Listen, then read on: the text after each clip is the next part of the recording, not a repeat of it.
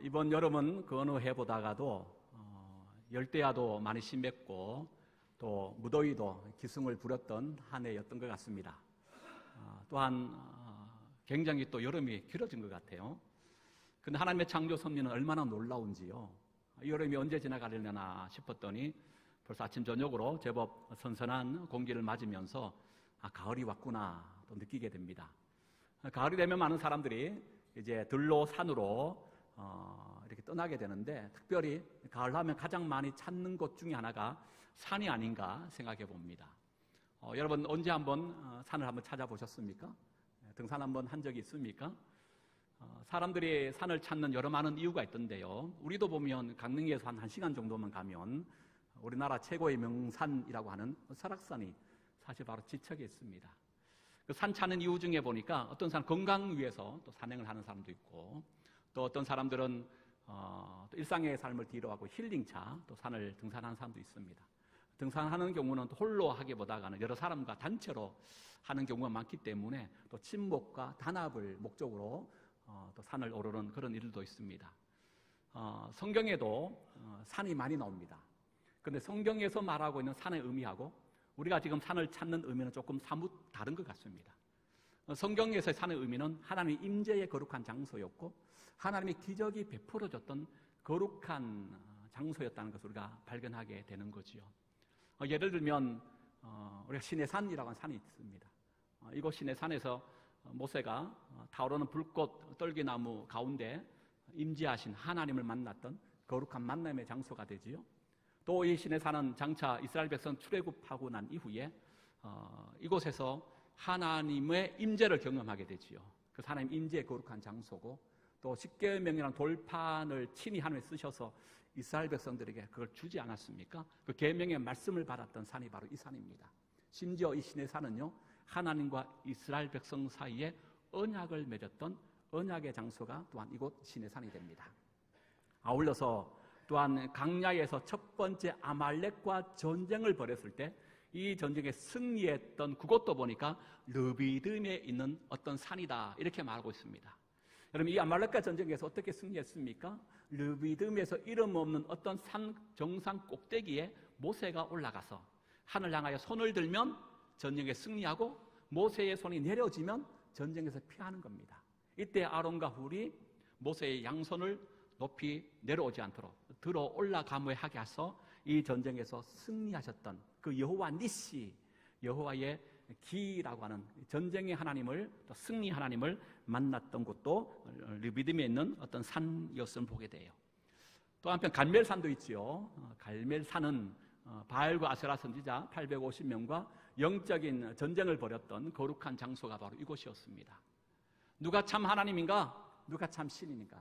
바로 비를 내리는 신이 참된 신이라 하나님이 바로 그곳에 비를 내리게 하심으로 만천하에 하나님이야말로 참신이시다 드러내고 나타내 보이셨던 그런 장소가 바로 갈멜산이었습니다. 또 우리가 알고 있는 산 중에 하나가 시온산도 있지요. 해발 한 800m 정도, 예루살렘과 무엇보다 예루살렘 성전이 세워져 있는 곳 시온산입니다. 지금도 이 시온산에 디아스포라 유대인들, 수많은 유대인들이 이곳을 찾게 되고요, 또 수많은 세계의 여행객들이 이곳을 방문하고 또 순례자들이 이곳을 찾아 또 그 의미를 되새기는 그 장소, 바로 시온산이 있습니다. 신약으로 넘어가면 다볼산이라고 하는 변화산도 있습니다. 이곳에서 예수님께서는 신령한 몸으로 변화되시사 구약의 두 사람 모세와 엘리야와 대하는 그런 거룩한 장소, 바로 변화산도 있지요. 그리고 우리가 지난주에 보았던 이 감난산의 한 일부에 속하고 있는 겟세마네 동산도 있습니다. 이곳에서 예수님은 죽음을 앞두고 나서 땀방울이 핏방울 되듯 간절히 뜨겁게 기도하여 하나님의 응답을 받았던 바로 거룩한 장소 겟세마네 동산이 있습니다. 그래서 성경에서 한결같이 말하고 있는 산은 이처럼 하나님의 거룩한 임재가 있고 하나님의 놀라운 영적인 체험과 기적이 행하여졌던 그런 장소였다는 것을 우리가 보게 됩니다. 그래서 성경에 보니까요, 열왕기상 20장 28절에 이렇게 기록되어 있습니다. 그때 하나님의 사람이 이스라엘 왕에게 나와 말하 이르되 여호와의 말씀에 아람 사람이 말하기를 여호와는 산의 신이요 골짜기의 신은 아니라 하는도다. 아람 사람들이 하나님을 향하여 어떻게 평가하냐면 하나님은 어디에 계신 분? 산에 계신 분.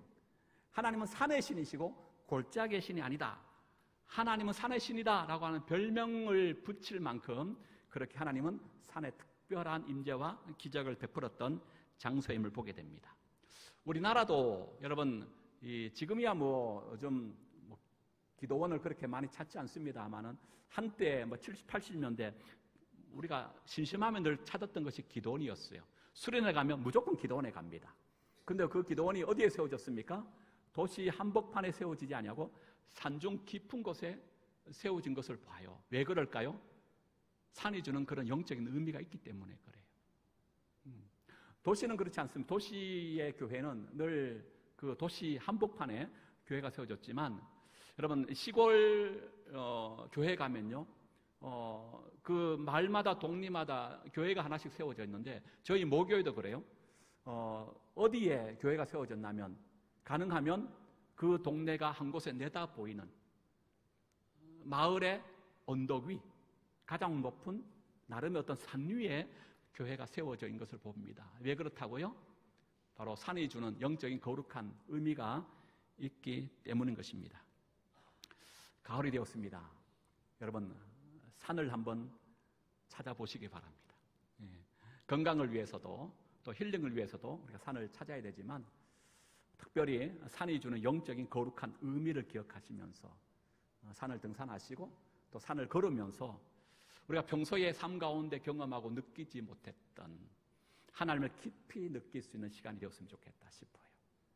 아울러서 바쁜 일상을 뒤로하고 우리가 산을 찾음을 통하여 조금 더 깊고 조금 더 많이 넓은 하나님의 숨결을 느낄 수 있는 그런 어떤 영적인 힐링의 시간으로서의 산 한번 이 가을에 도전해 보시기 바랍니다. 별로 아멘 안 하시네. 오늘 본문은 지난주에 이어서 예수께서 이제 겟세마네 동산에 뜨겁게 기도하시고 난 이후에 산 아래 내려오시는 중에 체포당하시는 그런 내용의 장면을 우리에게 소개해주고 있습니다. 먼저 오늘 말씀 가운데 46절을 다시 한번 읽어볼까요? 46절입니다. 시작. 일어나라 함께 가자. 보라 나를 파는 자가 가까이 왔느니라. 일어나라 함께 가자. 누구에게 말한 겁니까? 예수께서 지금 겟세마네 동산에서 함께 그 자리에 갔던 베드로, 세베대의 두 아들 바로 야고보와 요한이라고 말할 수 있습니다. 제자들에게 일어나라 이제 우리 함께 가자라고 말하고 있습니다. 요 주목할 것은 가자입니다. 가자. 함께 가자예요. 제자들과 예수님이 어디로 가자고 지금 예수께서 제자에게 명하고 있는 걸까요? 어디로 가자는 거예요? 어디로 가기를 하나님 예수님 원하고 있죠? 말씀하고 있을까요? 우리는 이후의 내용을 너무너무 잘 알고 있습니다. 복음서를 우리가 가지고 있고 성경을 읽었고 또 수없이 들었던 내용들이 이후에 펼쳐지고 있기 때문에 그렇습니다. 이곳에 예수님 체포당하시고 4번의 재판을 받으시고 마지막 골고다 언덕에 세워진 십자가에서 달려 돌아가십니다. 그런 의미로 보면 지금 예수께서 제자들에게 일어나라 함께 가자라고 했던 그 가자라는 것은 다른 것이 아니었습니다. 골고다 십자가 언덕이었던 것을 우리가 보게 되지요. 내가 가는 그 십자가의 길 너희들도 같이 가자라고 예수께서 초청하시고 명령하고 계시더라 라고 하는 사실입니다. 그런데 이 명령 앞에 함께 가자라고 하는 이 말씀 앞에 이 초청 앞에 제자들은 어떻게 반응했을까요? 오늘 마지막 56절에 보면 이렇게 되어 있습니다. 56절 마지막 하반절에 이렇게 말씀하네요. 이에 제자들이 다 예수를 따랐습니까? 아니면 버리고 도망갔습니까? 예, 버리고 도망갔다는 거예요. 그 중에 누구 한 사람도 예수께서 가셨던 그 십자가의 길을 함께 걸었던 자가 아무도 없음을 말씀하고 있다는 거예요. 여기에서 우리는 다시 한번 중요한 누가 참 제자인가? 제자를 발견합니다. 제가 여러분들에게 몇 번 말씀드렸던 것 중에 하나가 Not a pen, 제자인가 팬인가 라고 하는 책에 대한 내용을 제가 소개시켜 드린 적이 있는데요. 오늘 또 다시 한번 그 내용을 제가 한번 읽어드립니다. 그 내용에 보면 팬과 제자의 구분을 이렇게 소개합니다. 팬은 누군가를 열정적으로 지지하고 좋아하는 사람을 가리킵니다. 좋아하는 가수나 운동선수, 정치인들이 팬을 거드립니다. 팬은 좋아하는 운동선수나 연예인들에게 대해 모르는 것이 없을 정도로 기록이나 스케줄, 신상 정보를 훤히 깨고 있습니다.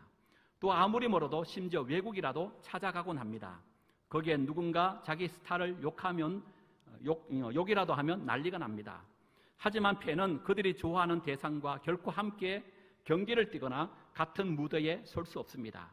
좋아하는 연예인이나 선수들을 보면 그들에 대해 다 아는 것 같아도 결코 개인적으로는 그들을 다 알지 못합니다.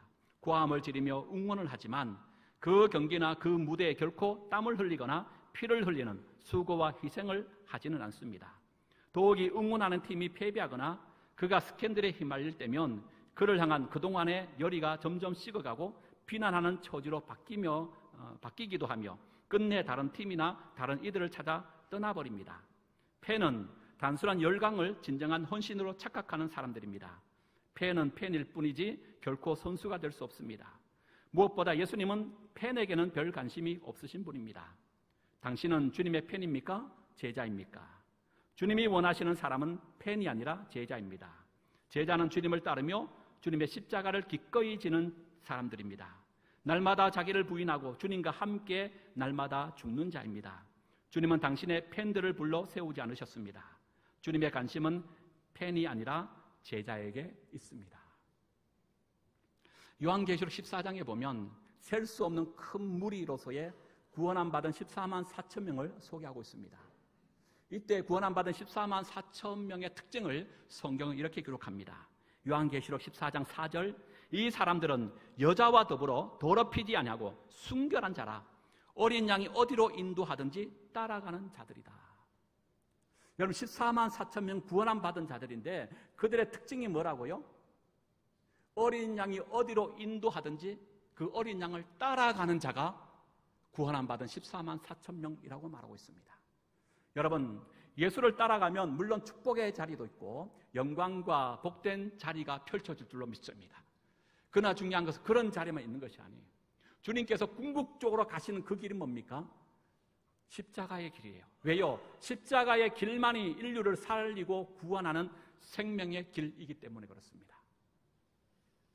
예수님은 어린 양이 어디로 가든지 그 길을 따라가는 자가 참된 14만 4천 명의 구원을 받을 자라고 말하고 있습니다. 그렇다면 우리도 어린 양이 어디로 인도하든지 라고 할 때 그 어디가 어디입니까? 상대방을 살려내고 구원하는 십자가의 길이라고 하는 거예요. 예수를 믿고 예수를 따라가면 우리 가운데 행복이 있고 기쁨이 있고 즐거움이 있습니다. 그러나 그 길만 있는 것이 아니에요. 십자가의 길은 고난의 길이고 힘겨움의 길이고 아픔의 길이고 고통의 길일 수가 있습니다. 그런데 예수님은 그 길을 가라는 거예요. 왜요? 주님이 그 길을 가셨기 때문에 그 길만이 나를 살리고 구원하고 나를 통하여 상대방을 살려내고 구원하는 유일한 길이기 때문이라고 하는 거죠. 이에 예수께서는 일찍이 제자들이 이렇게 말씀하셨습니다. 누가복음 9장 23절에 아무든지 나를 따라오려거든 자기를 부인하고 날마다 제 십자가를 지고 나를 따를 것이니라. 오늘 예수님께서 제자들에게 말씀하십니다. 일어나 함께 가자. 여러분 이 말씀은 구약 성경에 보면 토시 하나 틀리지 않고 똑같은 말씀이 기록되어 있는 곳이 있습니다. 바로 아가서입니다. 아가서 2장 10절 나의 사랑하는 자가 내게 말하 이르기를 나의 사랑 나의 어여쁜 자야 일어나서 함께 가자. 아가서 2장 13절도 이렇게 기록합니다. 무화과 나무에서 푸른 열매가 익었고 포도나무는 꽃을 피워 향기를 토하는구나. 나의 사랑 나의 어여쁜 자야 일어나서 함께 가자. 오늘 이 본문 안에도 일어나라 함께 가자. 아가서에 두 번 이렇게 되어 있습니다. 일어나서 함께 가자. 아가서의 내용이 뭡니까? 솔몬 왕과 술람미 여인과의 사랑의 노래를 기록하고 있습니다. 이거는 궁극적으로 하나님과 이스라엘 백성의 관계를, 예수 그리스도와 교회의 관계를 말씀하고 있는 그런 내용이다 이렇게 봅니다. 특별히 한편 아가서의 내용의 핵심은요, 어린 신부가 어떻게 성숙한 신부로 변화되어 가는가, 연약한 성도가 어떻게 믿음에 성장하고 성숙되어져 가는 성도로 변화되어져 가는가, 그걸 또 한편 보여주는 것이 아가서의 중요한 영적인 의미입니다. 아가서에 기록되어 있는 어린 신부의 특징이 있습니다. 그것은 다른 것이 아닙니다. 이 어린 신부는요, 오직 신랑을 향하여 자기만을 사랑해 달라는 거예요. 신랑이여, 나만 사랑해 주세요. 신랑이여, 오직 나만 바라봐 주세요. 신랑이여, 오직 당신은 나만 위하여 있는 존재가 되어 주세요 라고 고백하는 것이 어린 신부입니다. 그러기에 이 어린 신부는요, 신랑이 일어나 함께 가자 라고 초청했을 때 그걸 거부합니다. 왜요? 신랑이 가는 그 길은 거친 들이었기 때문에 그렇습니다. 그러나 이 어린 신부가 아가서 6장으로 넘어가면요, 성숙한 신부로 변화되기 시작합니다. 그 성숙한 신부가 이렇게 고백합니다. 아가서 6장 3절과 10절 두 번에 걸쳐서 똑같이 이렇게 고백합니다. 나는 내 사랑하는 자에게 속하였도다. 나는 내 사랑하는 자에게 속하였다. 그럼 이게 무슨 말씀이에요? 어린 신부는요, 이제 신랑은 나를 위하여 있는 존재, 나만 바라보는 존재, 나만 사랑하는 존재로 여겨졌는데, 성숙한 신부는요, 그의 시선과 그의 마음과 그의 가치관이 바뀐 거예요. 이제 내가 신랑을 위하여 있는 존재가 되겠습니다. 이제 내가 신랑만을 보겠습니다. 이제 내가 신랑만을 사랑하겠습니다. 어린 신부와 성숙한 신부의 차이를 아시겠나요? 문자 하나의 차이밖에 없어요. 어린 신부는요, 자기 중심적이었어요. 그러나 성숙한 신부는요, 대상이 바뀌어요. 내가 아니라 신랑 중심으로 바뀌더라는 거예요. 그리고 성숙한 신부는 그 모습을 이렇게 계속 기록합니다. 아가서 7장 11절 내 사랑하는 자와 우리가 함께 들러가서 동네에 유숙하자. 또 신랑은 신부에게 초청합니다. 들러가서 함께 거하자. 이때 어린 신부는 어떻게 했습니까? 거절한 겁니다. 근데 성숙한 신부는 보니까 달랐어요. 아가서 8장 5절 이렇게 얘기합니다. 그의 사랑하는 자를 의지하고 거친 들에서 올라오는 여자가 누구인가? 동네 여인들이요, 저 멀리 해가 지는 저 멀리에서 어떤 두 사람이 거친 들에서 올라오는 모습을 봅니다. 보았더니 그들이 누구였다고요? 신랑과 신부가 거친 들에서 함께 올라오는 모습을 보았다는 거예요. 여러분, 성숙한 신부가 누구라고요? 신랑과 함께 거친 들이라도 마다하지 아니하고 그 거친 들을 통과하여 나오는 자, 그가 바로 성숙한 신부라고 말씀하고 있습니다. 오늘 본문으로 다시 돌아가면 예수께서 오늘 우리에게도 초청하는 말씀이라고 생각합니다. 일어나라, 함께 가자. 사랑하는 여러분, 우리는 단순히 예수님께 열광하는 팬입니까? 아니면 어린 양이 어디로 인도하든지 그 길을 가는 참 제자입니까? 여전히 나만 봐주세요, 나만 사랑해주세요, 오직 나만을 외치고 있는 그런 어린 신부입니까? 아니면 신랑 대신 주님과 함께 거친 강야를 할지라도 십자가의 길을 할지라도 마다하지 않고 그 길을 뚜벅뚜벅 걸어가는 성숙한 신부입니까?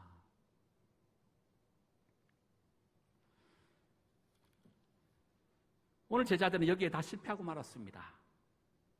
제자들이 다 예수를 버리고 도망하니라. 여러분, 왜 제자들은 예수를 버리고 다 도망했을까요? 물론 앞에 말씀을 빗대어서 말한다면 그들은 어린 신부였기 때문에 그렇겠지요. 아직까지 신앙이 자라나지 못하는 미성숙한 상태에 있었기 때문에 그들은 예수를 버리고 도망갔다, 이렇게 말할 수도 있겠습니다. 그러나 근본적인 이유가 있었습니다. 바로 겟세마네 동산에서 이미 그들의 믿음은 결판이 났다, 이렇게 볼 수가 있어요. 왜 그러냐? 여러분 성경 한번 찾아볼까요? 여러분 26장에 넘어가면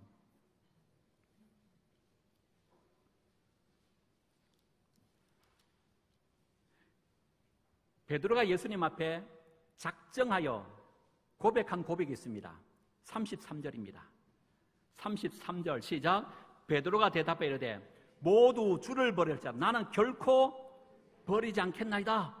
35절 또 이렇게 고백합니다. 시작. 베드로가 이르되 내가 주와 함께 죽을지언정 주를 부인하지 않겠나이다 하고 모든 제자도 그와 똑같이 말했다는 거예요. 저는 베드로가 두 번이나 고백했습니다. 나는 결코 버리지 않겠어. 두 번째는요, 죽는다 할지라도 버리지 않겠다는 거예요. 그런데 이 고백을 한 지가 몇 시간 안 돼요. 예수께서 잡혀버리니까 거기에 베드로가 끝까지 그 길 걸어갔습니까? 제자 모두가 다 예수를 버렸다 그랬어요. 베드로도 버렸다 그랬습니다. 불과 몇 시간 전에 베드로는 이런 호언장담의 확신에 찬 고백을 했는데 예수께서 잡히시자 그 고백은 온데간데 사라져 없어버리고 도망가는 자가 되고 말았다는 거예요. 왜 제자들은 다 버렸을까요?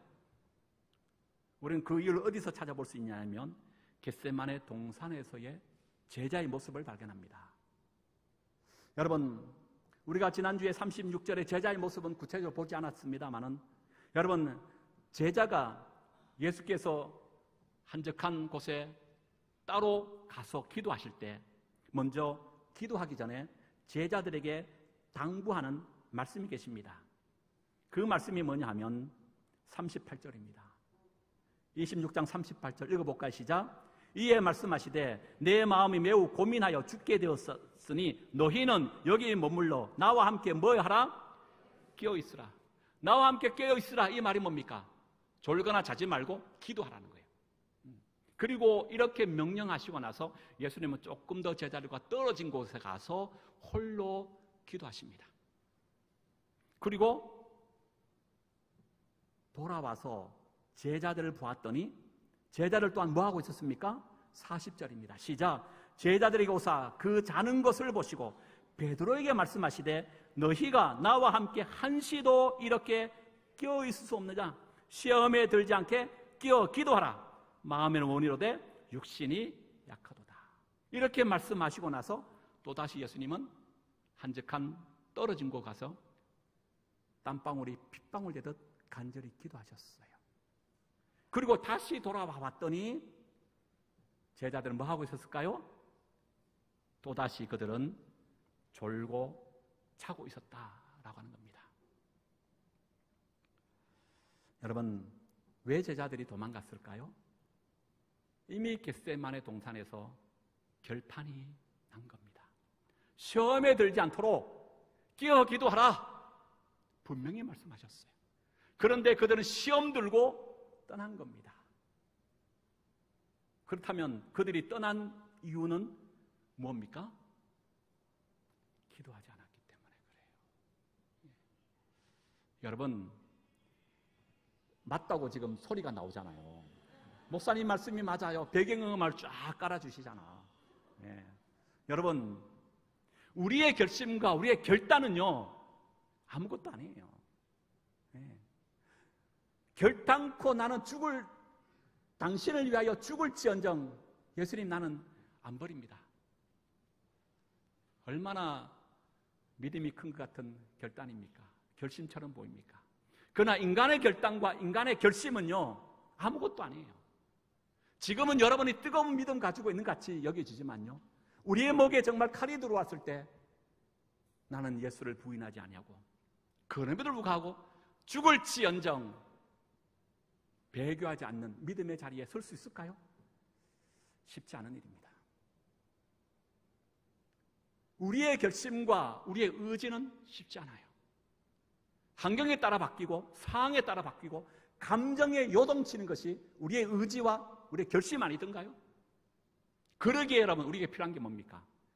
기도가 필요한 거예요. 내 신념대로 신앙생활을 하지 않도록 내 결심 따라 믿음 생활을 하지 않도록 그걸 넘어서서 기도가 뭡니까? 성령 하나님의 전적인 은혜를 경험하는 자리 아닙니까? 내 모든 삶을 주님 앞에 의탁하는 시간이 기도의 시간 아닙니까? 성령께서 나를 주관하시고 나를 새롭게 빚어 이끌어가도록 내 모든 주권을 주님 앞에 이양하는 그 시간, 성령으로 인하여 거듭나고 성령의 힘으로 충만하여지는 그 시간, 그게 무슨 시간입니까? 기도 시간이에요. 이 놀라운 기도 시간에 그들은 기도하지 않냐고 졸았다는 거예요. 잤다는 겁니다. 그들의 실패의 원인은 다른 것이 있지 않았어요. 바로 여기에 있었습니다. 그런데 이 졸았고 잤던 도망갔던 제자들이 바뀌어요. 사도행전 2장에 보면 마가다락방에서 불의 해와 같이 성령의 충만함에 임함을 그들이 경험합니다. 그리고 그들은 똑같은 경험을 또 합니다. 예수 때문에 죽음의 자리에 서게 돼요. 그런데 제자들은 지금처럼 도망가는 자 아무도 없었습니다. 그들은 십자가를 지고 한결같이 순교자의 그 삶을 걸어 마지막 인생을 죽음으로 불태운 것을 보게 됩니다. 차이가 뭡니까? 기도였어요. 성령의 능력으로 충만했느냐? 내 심령과 내 의지를 붙들고 살았느냐? 차이입니다. 사랑하는 여러분, 나는 우리 광흥소망교회가 기도하는 교회가 되었으면 좋겠습니다. 기도하는 교회가 되었으면 좋겠습니다. 아멘의 뜻이 뭐죠? 예, 맞습니다. 저도 그렇게 하겠습니다. 라고 하는 의미가 아멘 속에 포함된 거예요. 예, 아멘 하신 분들은 그 말에 대한 책임을 꼭 하시기 바랍니다. 예. 기도해야 돼요. 마지막 하나만 좀 볼까요? 예수께서 이제 체포당하시는데 그 체포당하는 과정을 38절, 47절 이하에 쭉 소개됩니다. 여기 보면 이제 체포당하는 무리들이 나옵니다. 아마 그들은 칼과 몽둥이를 가지고 오는데 그들은 아무래도 이 성전을 지키는 수비대가 있을 것 같고 또 로마로부터 파견받은 아마 로마의 군인들도 포함되어 있을 걸로 보입니다. 어떤 학자들은 그 수가 무려 200명이나 되었을 것이다. 예수 한 사람 잡기 위하여 200명이 온 겁니다. 또 그럴 것이 지금은 어두움의 밤이에요. 아직 해가 뜨지 않았어요. 그 감난산에 산을 헤매야 되는 거야. 그러니까 뭐 10명, 20명 가지고는 그 넓은 산을 다 찾을 수 없잖아요. 그럼 최소한 200명 이상의 수많은 칼과 몽둥이를 든 사람들이 그 산을 이제 뒤지는 겁니다. 누구 한 사람 잡으려고? 예수 한 사람 잡으려고. 근데 그 앞에 제일 일선의 순자가 누구라고요? 예수를 은30에 판 가룟유다가 그 앞에 선 겁니다. 그리고 그들이 산 위에 예수를 잡으려고 수색하기 전에 가룟유다와 그들이 약속한 거 있어요. 그들은 예수가 누군지 잘 모르잖아요. 근데 가룟유다는 너무 잘 알아요. 왜요? 3년 동안 예수를 쫓았으니까. 어두움의 밤이라도 그 모습만 보면 가룟유다는 예수도 아니다. 그 분명히 알아요. 그래서 그들과 짜는 겁니다. 우리가 어두움의 밤 감난산에 올라가서 예수를 찾을 때에 내가 예수를 만나 그 사람에게 먼저 입을 맞추는 그 사람이 있다면 그가 바로 우리가 체포해야 할 예수다. 이렇게 서로 암묵적으로 짠 겁니다. 그리고 산에 올라가서 만났습니다. 가룟유다가 가장 첫 번째로 한 행동이 뭐였습니까? 여러분, 그가 한 것은 다른 것이 아니었지요. 여기 보니까 49절 나옵니다. 49절 읽어봅니다. 시작. 곧 예수께 나와 랍비여 안녕하시옵니까 하고 입을 맞추었다 그래요. 그가 첫 번째로 한 말이 뭐라고요? 랍비여 이렇게 고백합니다. 마태복음 속에서 제자들이 예수를 향하여 랍비여라고 고백한 것은 딱 2번밖에 없습니다. 그 2번 모두 누가 고백했느냐? 가룟유다가 예수를 향하여 랍비라고 고백해요. 오늘 본문에 나오고요. 또 한편 식사 자리 속에서 나와 함께 그릇에 손을 얹는 그 자가 나를 팔자다 라고 해서 얘기했을 때 주여 그 사람은 내가 아니지요. 랍비여 나는 아니지요 라고 말했던 사람이 누구냐면 가룟유다였어요. 제자들 가운데 랍비여라고 부른 사람은 가룟 유다밖에 없다는 거예요. 그 나머지 제자들은 예수를 향하여 뭐라고 불렀을까요? 예수님 나의 키리오스, 주님이십니다라고 고백한 거예요. 나의 왕, 나의 주인이십니다. 나의 참 구원자이십니다 라고 고백했는데 가룟 유다 한 사람은 예수를 랍비여라고 고백했더라고요. 그는 예수를 따랐지만 예수를 믿은 것은 아니었어요. 예수님을 쫓았지만 예수님을 주로 받아들이고 고백하지는 않았더라고요. 사랑하는 여러분, 오늘 우리는 예수를 향하여 뭐라고 고백합니까? 여전히 랍비라고 고백합니까?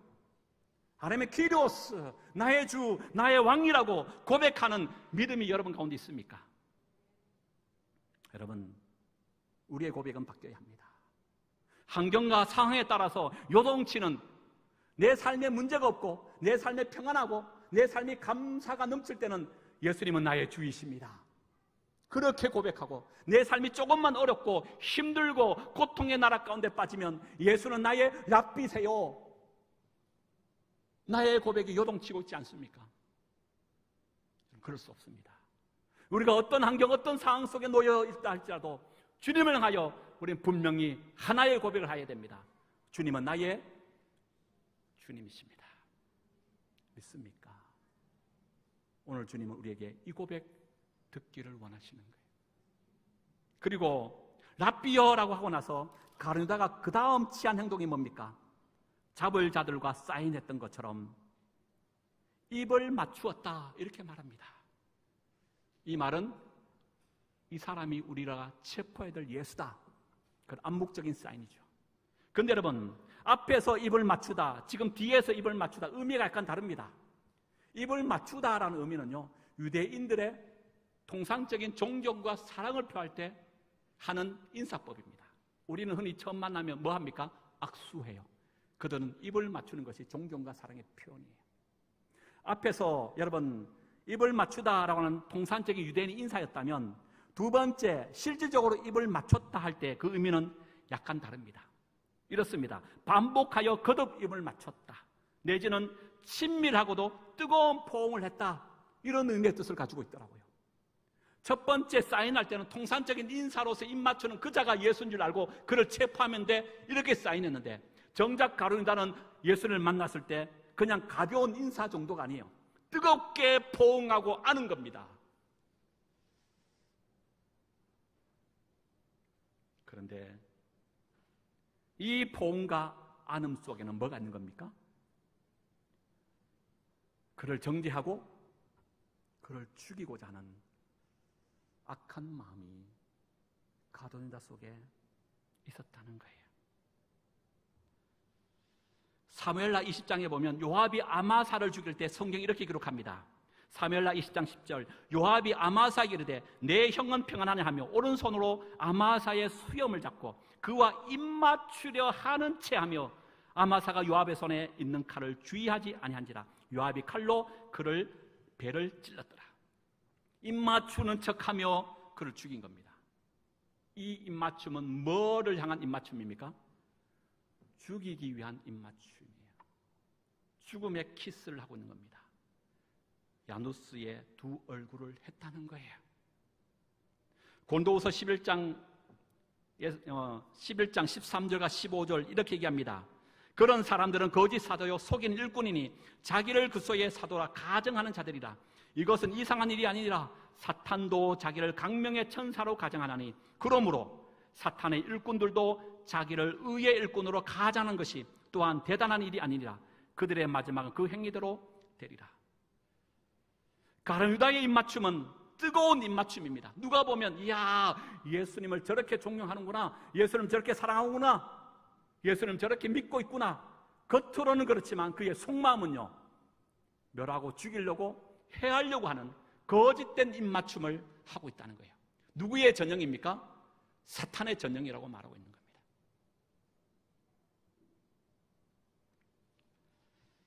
말씀을 마칩니다. 사랑하는 여러분, 속도가 아니라 방향이라고 하는 말이 있습니다. 빨리보다 중요한 것은 바로 방향입니다. 때론 느려도, 때론 힘들어도, 우리의 표대 대신 예수를 향하여 오늘 또 내일 또 끊임없이 달려가십시다. 더디다고 느리다고 힘들고 어렵다고 내 생각과 다르다고 중간에 포기하거나 낙심하지 말고 나의 십자가 지고 끝까지 충성하는 참 제자가 되십시다. 일어나라, 함께 가자. 함께 가자 그래요. 홀로 보내지 않으세요. 성령 하나님이 우리와 함께 하실 것입니다. 우리의 순례의 여정 끝까지 완주해가는, 이기고 승리하는 저와 여러분 소망의 공동체가 될 수 있기를 주의 이름으로 축복합니다.